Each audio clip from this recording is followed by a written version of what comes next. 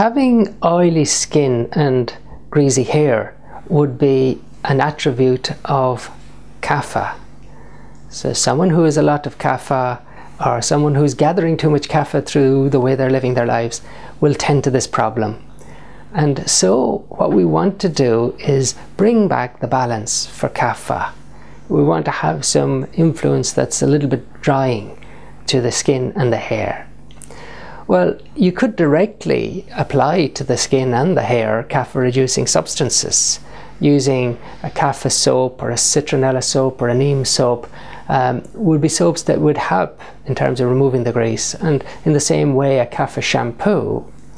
But if you're taking a lot of oils in your diet, a lot of dairy foods, a lot of heavy fried foods, then you're adding to the problem. You need to choose foods that are boiled or steamed or baked or grilled, but not fried or roasted, not with oil. Less oils in the diet.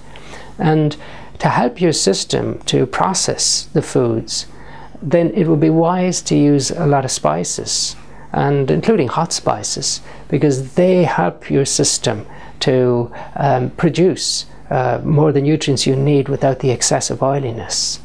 So a kapha churna would be spices, or a cholesterol spice mix would be spices in the cooking or on the food that would help your system metabolize fats. Do make sure you're not eating too heavily at night. Do make sure you're not overeating. And do make sure that you get enough exercise. Regular, at least 5 times a week, at least very brisk walks for 30-40 minutes.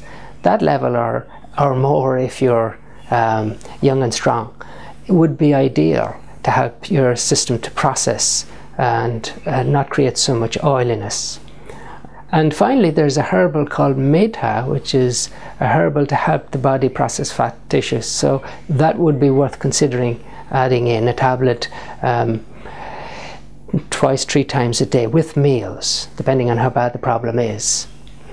So with those things, you should be able to contain this distressing problem.